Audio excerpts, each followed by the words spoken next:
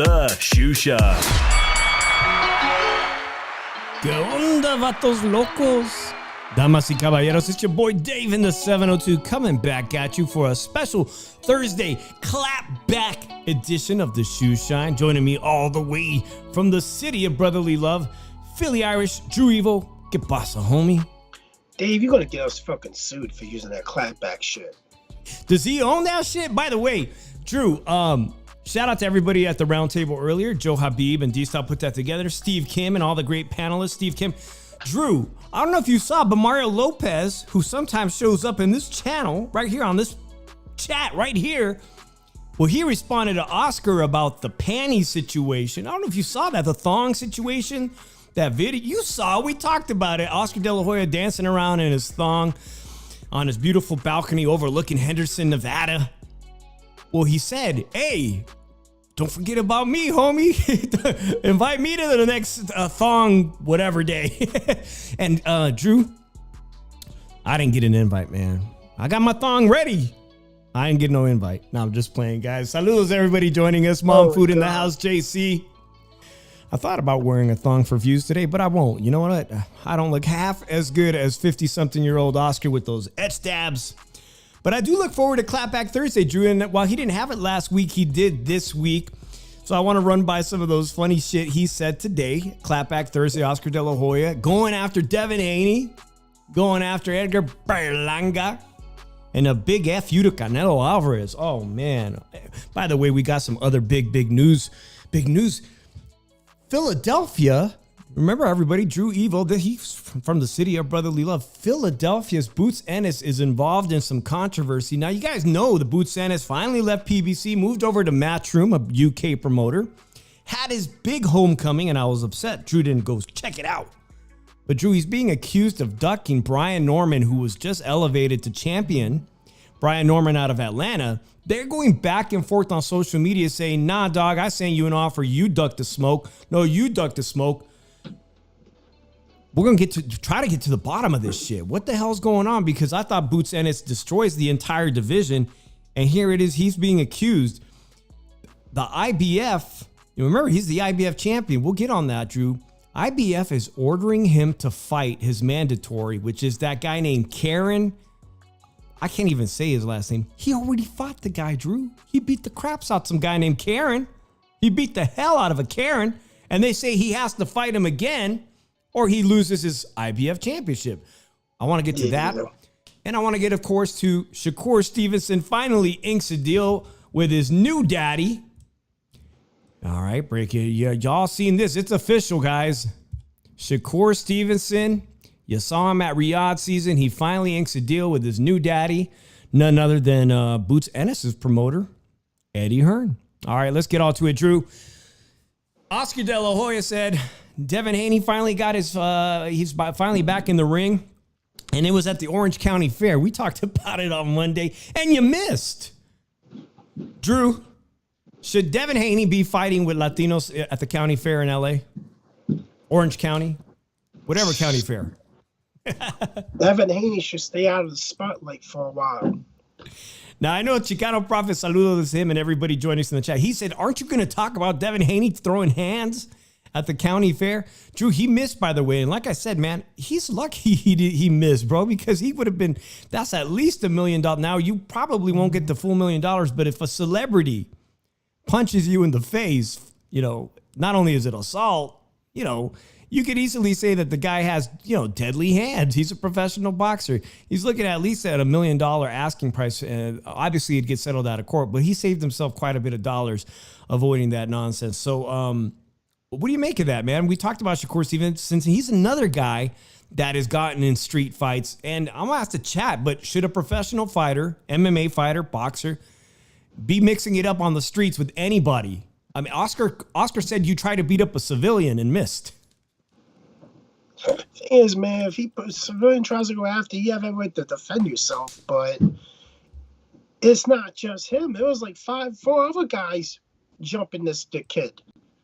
And that's what I didn't get. Like, you got 4 guys, and then you trying to jump a simple kid at a amusement park or something. Like, dude, not only, like, you just showed you're a pussy and everything, man. Like, that just shows he's a pussy because he needed 4 guys to help him try to take a kid down and everything. So, like, I look at it like this, man. Like, you know, Haney, he's starting to think he's above shit, and like, really, he just makes his image look worse every day.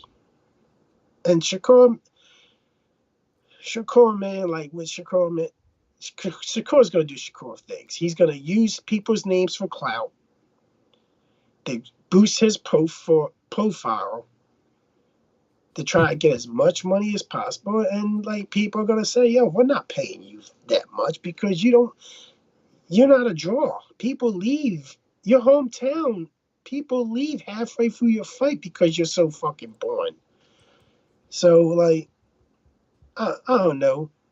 And, like, the thing with Boots and Brian Norman, like, to tell you the truth, we don't even know who's telling the truth. Well, I'm going to expose some of those back and forth messages that have been posted on X and Instagram. But Addy Meddy says Devin Haney was giving out free cotton candy. Was he? That'd be pretty funny. And Carlos M, that I'm assuming is Chicano Prophet, says the cash cow should never get his hands dirty when he has an entourage with him. And you know what? Every time that they see the big star in Ryan Garcia in Las Vegas, even if it's at the mall or on the Vegas Strip, man, he has a gang load of entourage. So, you know, he doesn't get his hands dirty, man. He wouldn't do something so stupid. Devin Haney, don't make that mistake again. Don't be throwing hands at civilians. Like Chicano Prophet said, man, let your entourage handle all the dirty business. All right, Drew. Oscar also had some choice words for Edgar Berlanga. I think you've kind of alluded to this. I think you've kind of said on this show that Edgar Berlanga doesn't have the support of Puerto Ricans, East Coast Puerto Ricans. And Oscar doesn't seem to think so either. In fact, he went as far as to say that Edgar Berlanga, you ain't Puerto Rican.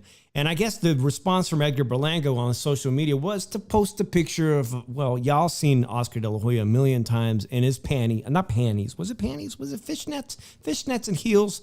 Who knows? He talked about it in that Shea interview that he don't give a shit. He's moved on. Oscar's very proud to let his freak flag fly, and he don't give a shit. And that's why he posted that video last week of him in a thong with his girlfriend in a bikini, dancing around, whatever. I would never went far as to say the dude's not Puerto Rican. The dude is Puerto Rican. All right. I just does not mean that that he probably is being supported, but they know that he has no chance. Like, you gotta be, if you think he has a chance, you are not very intelligent.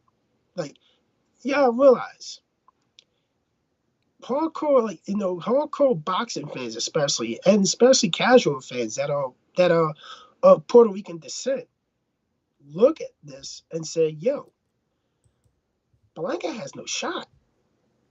Drew, if you convince people, Drew, you're pretty much going to hurt these $89.99 pay-per-view special sales, man. You can start letting people know that Berlanga is not competitive. I don't gotta tell people that, man. This fight's not gonna do well.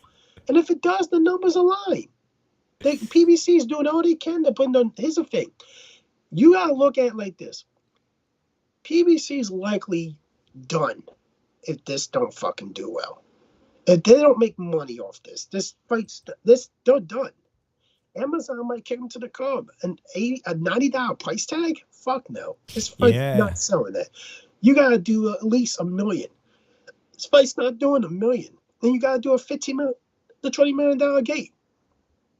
No, seriously, the gate is iffy, but the pay-per-view numbers, you're not getting nowhere near.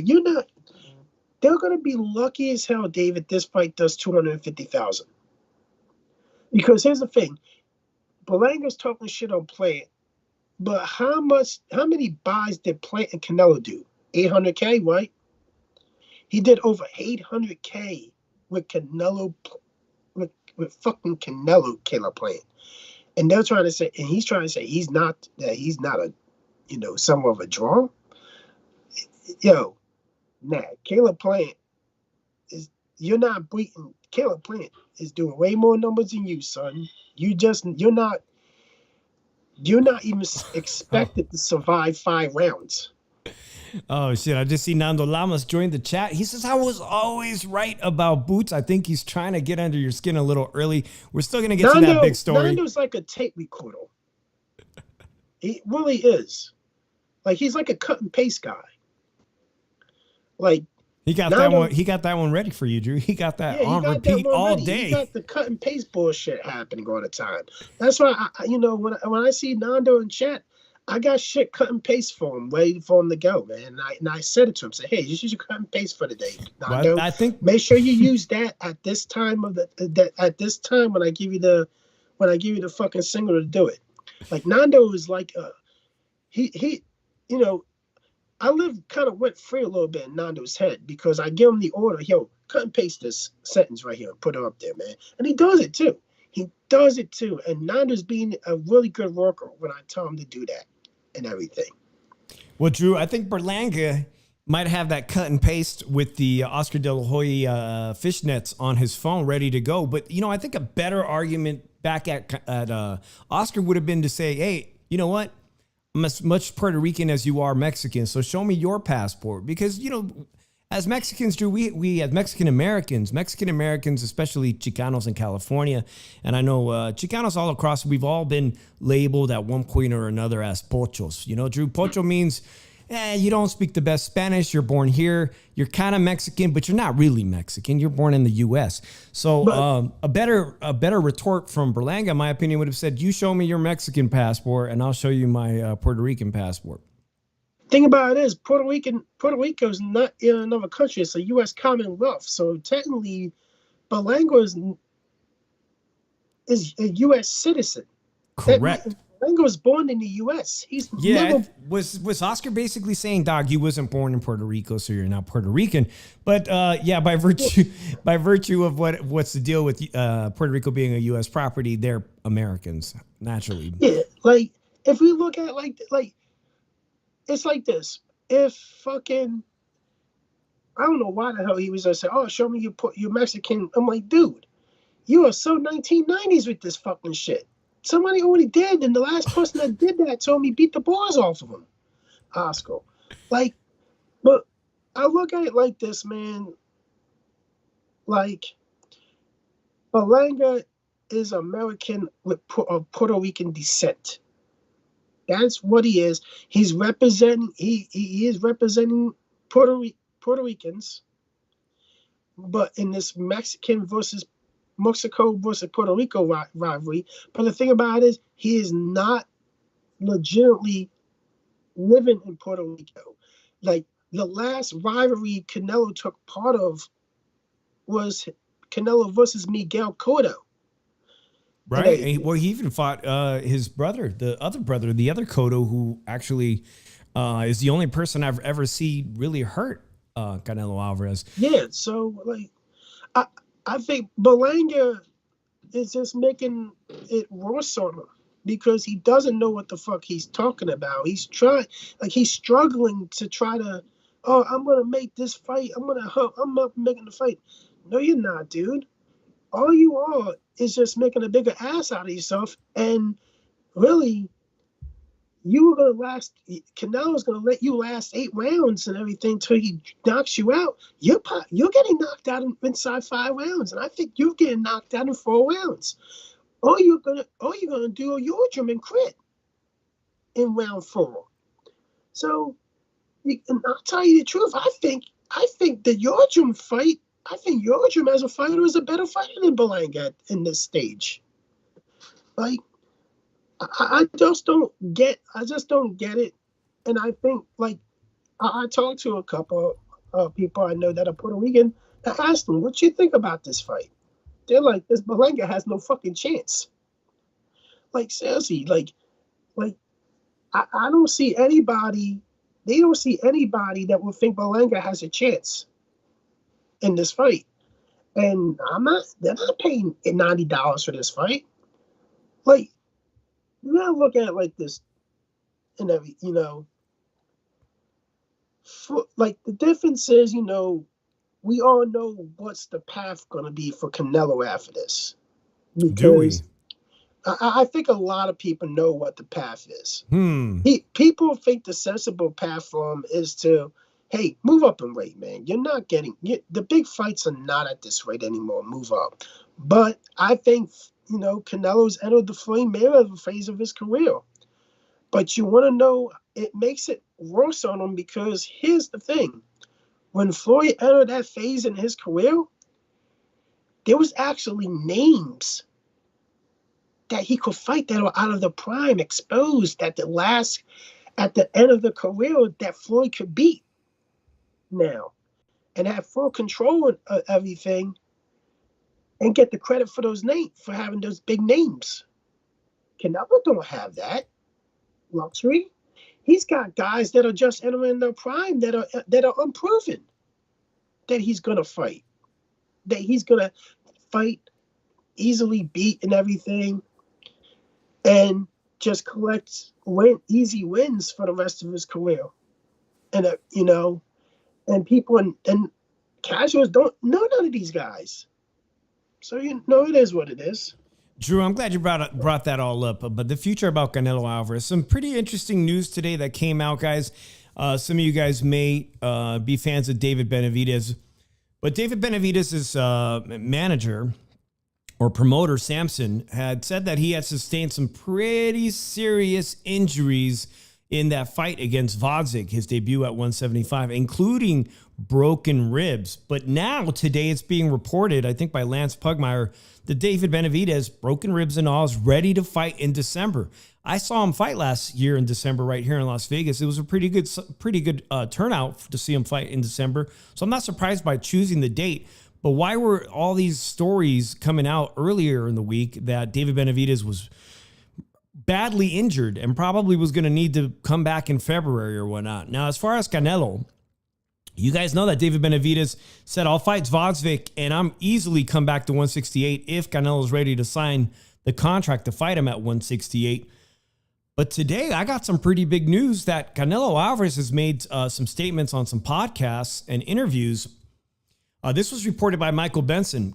Canelo Alvarez has declared that he remains open to a Dmitry Bivol rematch if he beats Arthur Beterbiev to become undisputed light heavyweight world champion.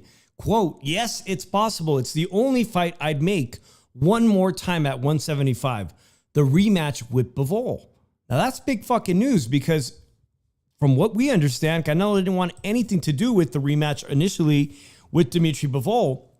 And now that the fight date is set for, I believe it's set in the middle of October, around my birthday week, Dmitry Bivol and Beterbiev coming off that massive knee surgery to his meniscus. It's going to happen in October, right around the corner.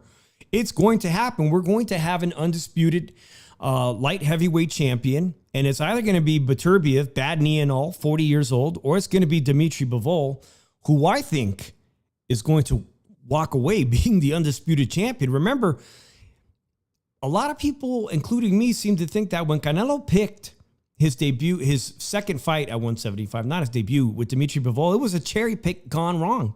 It most definitely was a cherry pick gone wrong. He thought that Dmitry Bivol was the weakest champion at 175. Now he's been in the ring with him. I think most likely the outcome is going to be Dimitri Bivol becomes the undisputed champion in Riyadh, Saudi Arabia this October. Question is, how serious is he about moving back up to 175? Nando says it's not true. Dave, Bivol was the one trying to act like the A side. Well, there was some blame he had. For one thing, he was willing to go down to 168. I think Canelo said, nope, not for my belts, for your belts. And then there was also an issue of money, which you can't blame. The guy got his biggest bag of his life, and he wanted to get that again, or maybe even more money.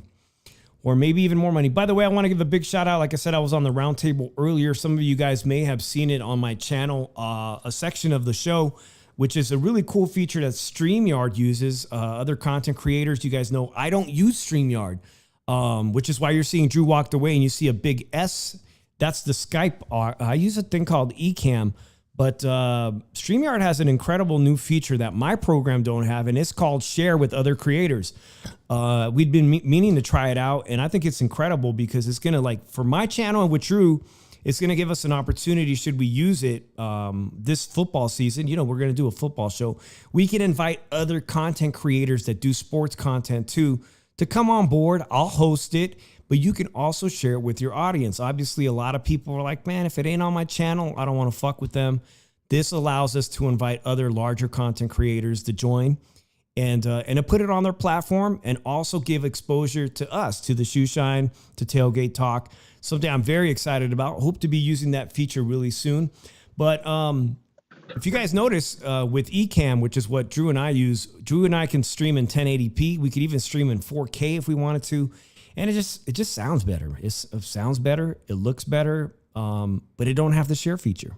So hopefully we will figure out a way to incorporate that and maybe use StreamYard. While Drew's away from that, really quickly, I want to give a shout out. Not that he's necessarily hearing, but I was talked about, I think on Tuesday on a friend of ours we've done a football collaboration, Finney the Legend on YouTube. And he was wondering where we are. We're right here, dog. We're right here, man. You can come on board. Thank you for the shout out. He's got a very big channel. You can come on and talk some boxing with us anytime the door is open, man. That'd be great to collaborate with you guys again. Drew's still trying to fix his camera, so I'm going to go through some of these people in here. Nando, thank you for correcting me. Adi Mehdi's in the house. He was Madrimov a cherry pick gone wrong for Crawford? Certainly we could talk about it looking like that. I don't think he really did expect Madrimov. I know the guy's somebody that watches a lot of tape, but for Crawford specifically, those long layoffs and his age are really starting to catch up to him. And I think it's important for Crawford not to have a long layoff and to start negotiating his next big move, because the long layoff, he had to shake off ring rust. And the fight was extremely close against Madrimov. And part of that had to have been to his ring rust, shaking off the ring rust. His accuracy wasn't there early on. And he just can't afford to do that against, you guys have seen Bohacek versus Virgil Ortiz too. You've seen how Sebastian Fundora can rip you to pieces up, man. He rearranged the face of Erickson Lubin. He is a tough fighter. He caused some extreme damage to Tim Tszyu, the former champion. He can't take anybody in this division lightly. 154 pounds is probably the max that he's going to be extremely effective at. Maybe unify titles. Maybe he might go up to 160 and still have enough pop or size to compete. But I think we've really seen the upper threshold of the limits of how his talent can go across weight classes. So it could have been a cherry pick on wrong. Definitely not an easy out for anybody. I think even Drew has Madrimov on his top 5 at 154. All right, Drew is back, guys. We were just talking, whatever we were talking about, it's time to talk some Philly talk, Drew. It's time to talk about the 147-pound division, Drew. Shout out to Mario Barrios. He had his baby this week. He posted his baby girl up there. He is the WBC champion. They're talking about him versus Manny Pacquiao. Manny Pacquiao almost lost to a fucking kickboxer in an exhibition nobody watched. Then you got Emiliano Stanionis, who's now been elevated to full WBA champion. And then, of course, you have WBO top-ranked fighter Brian Norman out of Atlanta. And this is where all the drama is, Drew, because the IBF recently stripped Canelo Alvarez. Canelo is no longer the undisputed champion. They said, fight William Skull or we're stripping you. They stripped him. They took the fucking title away from him. And now they're telling your boy, Boots Ennis, fight Karen, the guy you beat up last year, or you lose your title. So apparently there was an offer sent to Brian Norman's team. But from everything I've read, it was such a piece of shit offer that they, it's part of negotiation, man. The first offer, you never agree on the first offer, whether you're buying a car or buying a house or negotiating a big fight.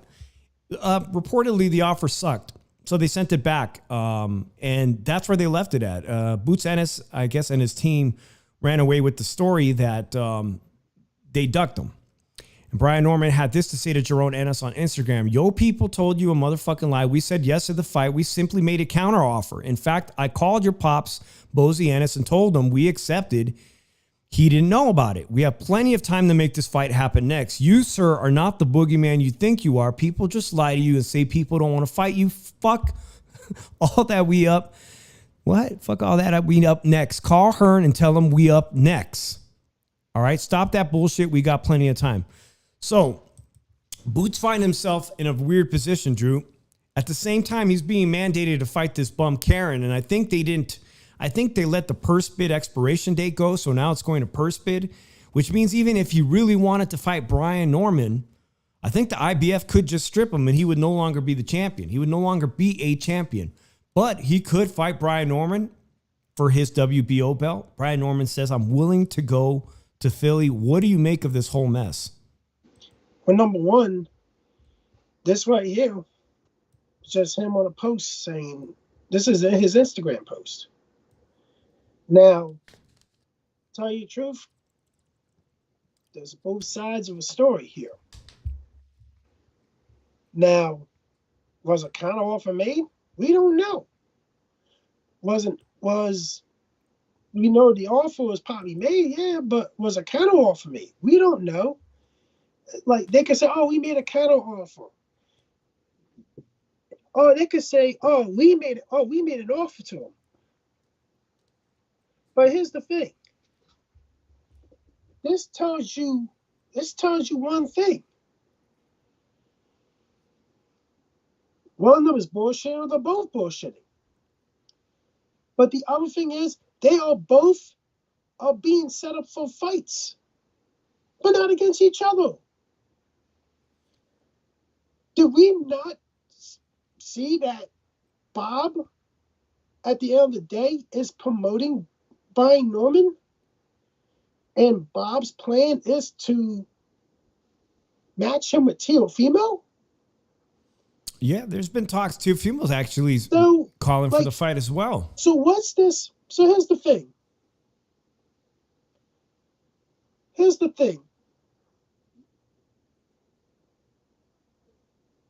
Nando, why the fuck you gonna say that about somebody, man? Like, seriously, man.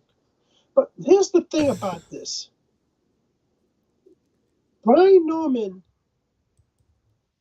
is not a known guy. And the thing about it is, this could be a point to, hey, to do a business move to raise the profile of a fight with Teofimo. That, hey, we're gonna entertain a fight offer from Boots, and we're not gonna accept it, but we're gonna say, we threw a counter offer and everything. What's to say they threw a counter offer? What's to say that it was given? This is like, no, I'm gonna boost my profile. I'm gonna make the fight with Teofimo more important and make it more noticeable. Because that win against Giovanni Santiani may not be enough to boost the fight up, because nobody knew who Giovanni Santiani was. So we look at it like this. This is this could be a case of, hey, we're gonna put shit out, but where's the DMs at? Where's the they say, we got proof, and where's fucking DMs at? This is just a post on his Instagram, Brian Norman. Motherfuckers do this all the fucking time. So what the fuck? Like, people are gonna believe shit because people don't like Boots, like Nando, and like realize until the dude fought Bobacek, or Vergil Ortiz's resume was non-existent, and he lost to Bobacek. But hey, and the thing about it is, you rather have him get stripped of his IBF belt versus bullshit that he has to go fight this Karen dude again? Yeah, the IBF, guys, is that one boxing organization that lately has been deciding to enforce mandatories, which, in theory, it sounds great. But when you have a unification match, because there's 4 entities, guys. The boxing world has 4 boxing entities, 4 different belts at each weight class. It should come first as a precedent. It doesn't matter. I don't think the IBF should be they're more strict than any of the other organizations. All the other organizations say if the champion is willing to fight another champion, then the mandatory has to continue to wait, or in some cases be offered what's known as step-aside money. Yeah. There is no reason for Boots Ennis to go backwards, and he's actually taking a huge step backwards, which is what I want to ask the chat, because now we got Shakur Stevenson. Congratulations, by the way. He signed today. This is a big deal. Welcome to the team, Shakur Stevenson, Matchroom. But is Eddie Hearn holding back? I thought he did a great job with Boots Ennis in Philadelphia, having a homecoming. Great fight, good fight, great showing. Now he's being held back. Is he making the right moves for his top new American fighters in Boots Ennis and Shakur Stevenson? Because right after this, I want to talk about Shakur Stevenson. He'll be on that card that I just talked about with Beterbiev and Bivol as the co-main event. And he's fighting a guy who's never fought at lightweight, has never been ranked. He's fighting a former world champion coming off a big loss. And he gets an opportunity to fight for a title at 135. I mean, convince me otherwise, but I feel like Shakur Stevenson is not only is he taking a major step back, but Boots Ennis fighting a guy he's already beat is a complete fucking waste of his time. He's going to be wasting 3 months in training camp, at least 12 weeks in preparation to fight a guy he's already whooped on. It don't make no sense.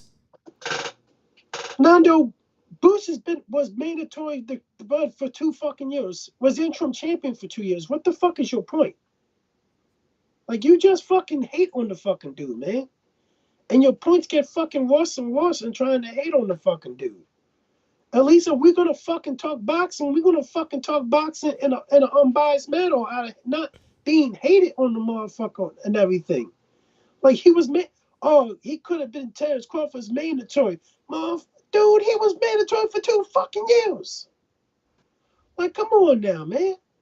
If you're gonna fucking hate on the dude, see some logic. There's no logic in what you're saying now, man.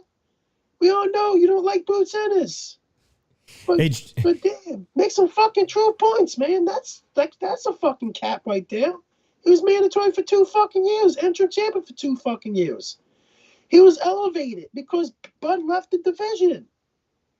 He's an email champion, just like a lot of motherfuckers in this sport is. I look at it like this. We are really going to get that fight anyway because Bob's not going to fucking allow it because he's set up for fucking Teofimo. Teofimo's not beating Brian Norman. He ain't beating that kid. You know what? He's Drew, not. Speaking of guys moving up, Addy Medi put the comment here. Can Subriel Matias make 147? I'm glad you brought him up because I want to point out an example. The absurdity of Joe Cordina, who was a champion at 130 and is going to get an opportunity off of getting knocked out or stopped, right? And moving up to 135 and immediately getting a title opportunity against a pound-for-pound champion in Shakur Stevenson. Well, Subriel Matias is a 140-pound fighter who just lost his title in Puerto Rico in front of his home crowd, loses his title. If Subriel Matias moved up to 147 in his very next fight and got an opportunity to fight Boots Ennis for his title, well, that's the equivalent of Joe Cordina coming off a big loss, losing his title, and moving up at 135 and getting the exact same fucking opportunity, which is why I'm wondering, what is Eddie Hearn doing with his two top American fighters right now, Boots Ennis and Shakur Stevenson, setting them up in awful fucking matches? I mean, these are matches that are not helping these guys develop or even become bigger stars than they deserve to be in the world of boxing. They just, I feel like they signed up with the wrong guy. I look at it like this. Number one, if the IBF is not letting them unify right now and force them to fight them, his mandatory, hands are tied, unfortunately. But here's the other thing. Cardona is the number 13th ranked fighter in the WBC. Why are you fighting him when you could have fought the number 1 guy? You could have fought the number 2 guy. You could have fought the number 3 guy. You could have fought the number 4 guy. You could have fought the number 5 guy, the number 6 guy, the number 7 guy. And who's number 8, Dave, on that fucking at lightweight? At lightweight. I have no idea, man. Who's Andy number 8? Cruz. You could have fought Andy fucking Cruz but you chose you got Eddie chose a guy that was knocked out, that was stopped by a guy that had no power. A guy that had no power. So let's look at it like this. If we look at it, Shakur Stevenson signed a 3-fight deal and everything. So we gotta look at this situation, and this is gonna be a bigger fucking joke, because he's gonna pull this bullshit. Or he may even go after Joe just to fucking prove a point. And then, because Joe doesn't have power to hurt Shakur Stevenson. Because he's going to treat this as he fought the Japanese fighter. So yeah, it's definitely a step backwards, Drew. And it's going to be the co-main. And I looked at the Riyadh season card. We talked about it on the roundtable earlier. If you look at it, it's got some great fighters that, obviously you want to keep your eyes on these fighters like Whitaker. But what are you laughing at now? Boots not even a year younger than Munguia and Jaimes. Say something? Why is Nando comparing resumes to fighters that are in 3 fucking different of weight classes, up from 3 fucking different and higher up in 3 weight classes? Come on, Nando. You fucking your arguments get worse and worse as the fucking minutes go in this fucking show tonight, man. I don't even know why I entertained some of your shit tonight, man. Damn, it's fucking Thursday night. Give me some better arguments than, Jaime Mejia's a year younger than fucking Boots, and he has a way better resume than him. Yeah, he's 168 and fucking Boots is 147. So what's your fucking point? I'm waiting. Hey, Drew, on Jaime Munguia earlier today, obviously Christian and Billy, he had his big fight at 168 against Derevchenko. And earlier today, it was on my page, but I think my boy Fonzie said, why are you giving props to Billy when he couldn't even knock out a one-handed Derevchenko?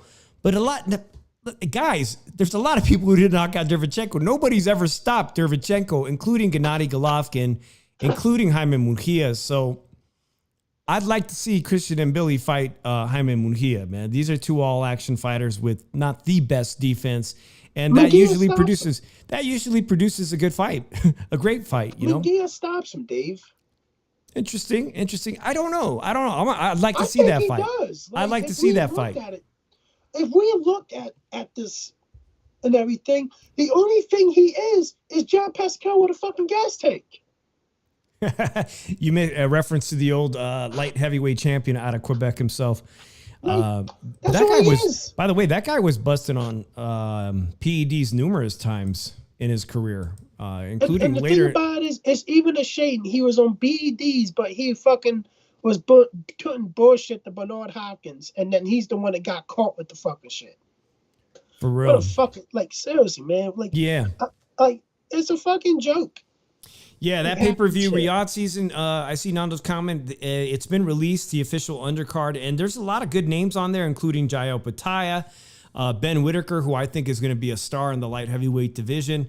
Up and down, it's got a lot of stars, including Shakur Stevenson, but they're all fighting people that it looks like either they're tune-ups, stay busy fights, or non-competitive fights. Even Sky Nicholson, she's on the card, again, fighting, to me, a non-threat. It might be the worst Riyadh season card with the exception of the main event. It might be the worst one. And at 89, dog, $89.99 for the Canelo fight, I don't know what's going on with these pay-per-view prices. Hell no. Like I said before, man, Canelo don't have the luxury of having names to use as that are washed up and everything. All the names are in their prime. And are fucking established in their prime, proven and kind of proven and everything. Like he realized after he fought Beaver was an easy test for him and everything. Realized Beaver beat him on a one-sided fight. Hey, I can't step up and everything, man. Like we need to fucking just admit it, man. Like. This is what we're gonna get. We're gonna get the Belanga fight. We're gonna probably get the fucking Williams. We're gonna get the Eubank fight, and then we're gonna get the fucking Chrissy and Billy fight next year. And like tell you the truth, man, dude needs to. If you're not gonna go and move up and fight these big names, man, retire, man, because nobody is going to pay $90 to watch you fight bums. It's just not there. You're not gonna do it. You're not. And PBC, this is your last fight with them. They're not gonna pop. They're not gonna re-up on a deal with you, knowing how much money they lost off of you. It's just not. Yeah. Before we talk about last night's Pro Box card that featured two former world champions making their middleweight debuts, and not even middleweight, Drew, because I'm gonna show you what they weighed. This is one of these Fugazi middleweight fights, much like Virgil Ortiz's debut at 154 when he was not even fighting at 154. But shout out to Addy Mehdi that says Wardley versus Clark 2 will steal the show Riyadh season. I forgot that is on the undercard, Drew. And that fight, I had to go back because so many people told me, yo, you miss a fight of the year contender. Maybe it was in the UK, but it was a fight of the year between two heavyweights. It was a banging fight. So this is one that I'm eager for on that undercard. So, yeah, definitely interesting. You saw the first one, Drew? Which one? Wardley versus Clark, the two UK fighters. I saw that. Like,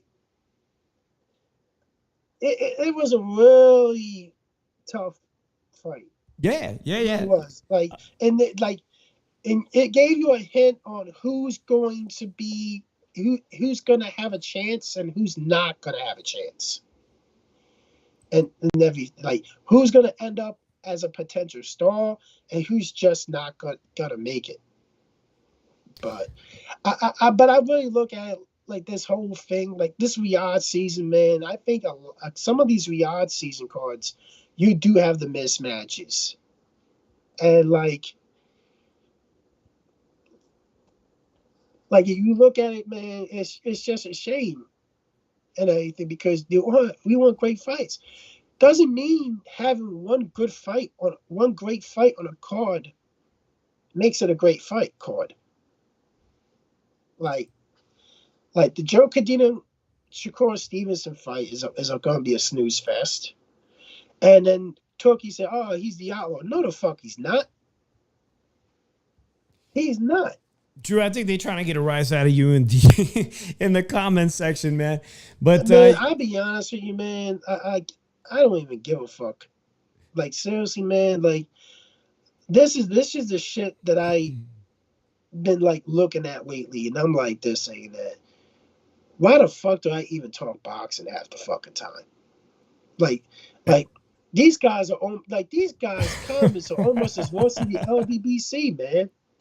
I don't know why I'm getting a good laugh out of it. Nando says that LA card was the best boxing event he's ever been to, and his girl compared it to WrestleMania. By the way, WrestleMania is coming to Las Vegas. Drew, I put up the picture here of the weights made. Jarrett Hurd, former 154-pound champion. Jason Rosario coming in at 164, not even the middleweight limit. Basically, these guys coming in at super middleweight after being champions at 154. They fight to a draw on Pro Box last night. And while it was competitive and entertaining, Drew, because it was a draw, I don't see how these guys beat Janibek. I don't see, maybe they beat a washed up Lara if Lara keeps his title, if your boy Danny Garcia doesn't snatch it on the undercard of Canelo Alvarez's September 14th fight.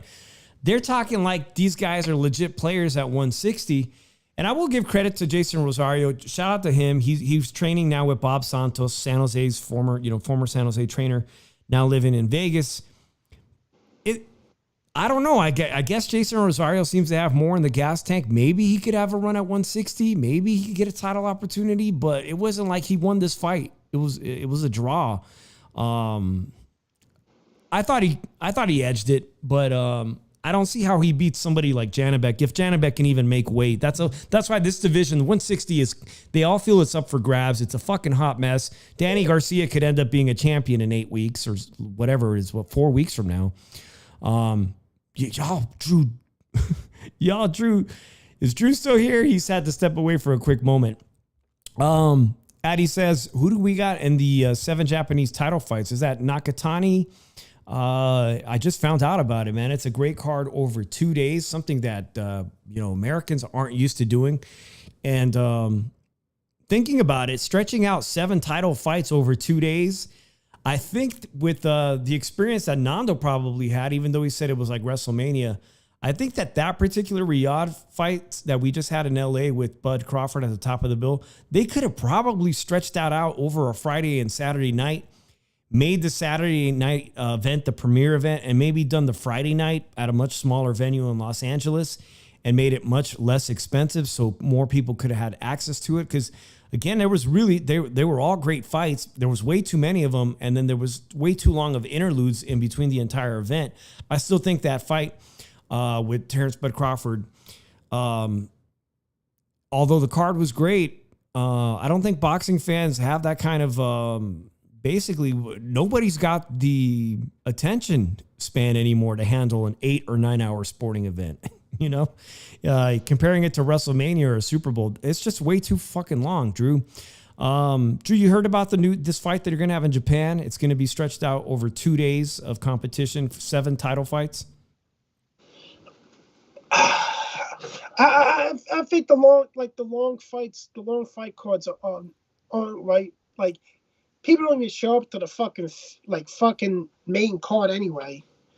Like, to answer Chicano's question, William Scar was the fucking mandatory for Canelo at the IBF, and he didn't want to take that fight, so he fucking dropped the belt. He could have done the same thing with Berlanga, but he fought, easier fucking opponent, probably. Well, who knows who these? I mean, I've barely watched any of Skull's highlights, but he's a name he's so unknown here in the U.S. that there's no way he could even do that as a pay-per-view in America. And with Berlanga, the only selling angle they had to the public is that, hey, this is a classic Puerto Rico versus Mexico fight, like Felix Trinidad versus Oscar De La Hoya. They're banking exclusively on a puncher's chance, an undefeated record. He's Puerto Rican, New Yorican. That's it. Are you going to pay $89.99 for that? Fuck no, and you're a fucking stupid motherfucker if you do. I'm sorry. I'm just going to say, you're a stupid motherfucker if you pay $89.99 for this shit. And let's look at it like this. Like, hi, I'm going to pay $89.90 to watch Canelo beat Berlanga. Yeah, you're a stupid motherfucker. Next fucking person. Get into a fucking line, and I'll tell you you're a stupid motherfucker if that makes you feel fucking better. Like, I just don't get. I'm sorry. I'm really fucking. This is why boxing is the way it is.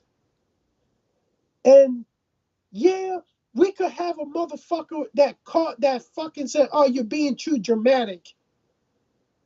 But after that, I can tell you, go fuck yourself and get the fuck off my dick, and I want to give a flying fuck about it after the other day because I'm still gonna fucking say it. But really, man, why do people put themselves through this shit?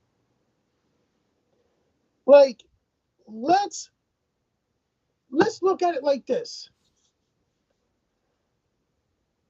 I'm extremely about done with this sport, because all we fucking have to look forward to is the face of the sport, the two faces of the sport,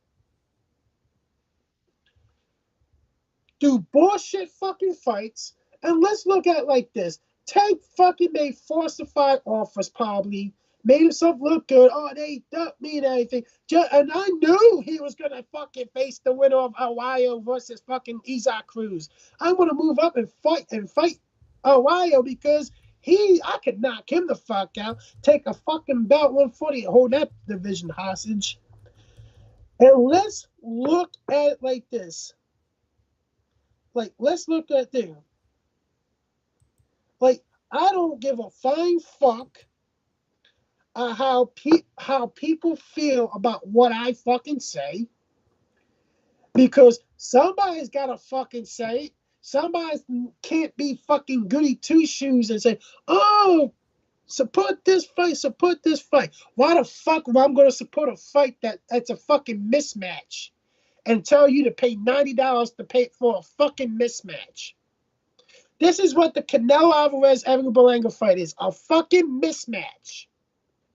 The dude is a C-minus level fighter, and he got himself into and he knew if I saw Eddie Horn, Eddie would have got me the fucking Canelo fight. And what happens? He fucking did it. And the thing about it is, a lot of these motherfuckers are all right with it. Motherfuckers are gonna go, don't talk about Canelo like that on fucking X. Even though she's hot as fuck, I fucked the shit out of her and everything. But at the end of the day, if you're a true boxing fan, you shouldn't fucking stand for the fucking bullshit. And if you do, you're just fucking you're the fucking issue you're the main fucking issue, because you do not fucking step up and fucking refuse to pay for this shit. The boxing fans have the opportunity to tell Canelo Alvarez, go fuck yourself. We're gonna fire stick, Stream East, fucking VIP league, all that fucking shit, and not pay to watch you fucking fight. You wanna know why? We're gonna be like the Mexico and watch it for free. And why? Why? Because the boxing fans deserve fucking better. Man. And until that fucking happens, until these boxing fans step the fuck up and fucking be smart and stop being some low IQ motherfuckers in this fucking thing, it's always good. This is what you get. This is what you get. Don't be like those motherfuckers that want to make excuses why Tank fights this dude and fucking praise him, or praise fucking piddle fisted Devin Haney and everything, or try to make excuses. Oh, this dude do this shit. Oh, he's not a draw in this shit and everything. Be the fucking real true boxing fan. Show them what you want. Tell me you want, because I got motherfuckers all the time telling me, I want the best fights. I want the best fights. But when you bring it on to them, say, so you want Canelo fight these motherfuckers, huh? Yeah. So you want to pay $90 to watch Canelo fight this fucking Bumbalanga? No, yeah. I'm like, you're a stupid motherfucker. Next fucking motherfucker. Move the fuck on. You're not a real boxing fan, man. You want to, because you will pay just to watch this fucking dude. I support him, yeah, but you're gonna support him enough to not just be a real boxing fan and demand that he fights somebody for his thing. And no, if you're a real boxing fan, if you're a hardcore, you know what the fuck you talking about and everything, realize that he don't have the fucking names to fucking do the shit that Floyd Mayweather did. He doesn't. like seriously, man. $90, right, Dave, for him to fight a fucking bum. Drew, on Tuesday of fight week, Canelo Alvarez fight week, there's a guy who always shows up. I know you guys, hardcore boxing fans, have seen him. He's known as Canelo Alvarez's #1 hater. He's got his own legion of fans. He's Canelo Alvarez's #1 hater. How many of you want to see me interview him? I think if I'm going to roll down to arrival day, he's always there when Canelo arrives, and he always has the best signs hating on Canelo. I'm going to print, I should get a big giant cutout, Drew, so you could be there with him when I interview him.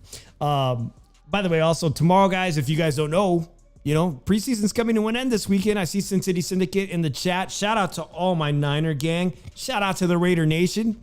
Tomorrow night, Friday, 7 p.m., Raiders versus the Niners. Looking forward to it as preseason wraps up. Do you have the odds in City Syndicate? Do you have the odds on preseason? I'm excited to get back into football talk next week, Drew, because it seems like you might need a little break from these. We're in a bad spot for boxing in the next few weeks. I gotta call podcasts out. Outside the box sports talk, your boy Brian's a fucking stupid motherfucker, by the way. Like, seriously, I'm no fucking cheerleader. All you fucking do is hate on fucking Philly. Like, they did something to you. Like, you went there one night and they fucking just fucking grabbed your New York ass and fucking did some shit to you or something. And, like, who the fuck lets this guy on there to talk sports? And we all know what you do, Brian. And I don't even know why I fucking gave you the fuck. I fucking call your name Brian and everything. You try to act like a Skip Bayless or fucking ESPN motherfucker just to get fucking attention with your bad fucking takes. Fuck that outside the box sports talk show.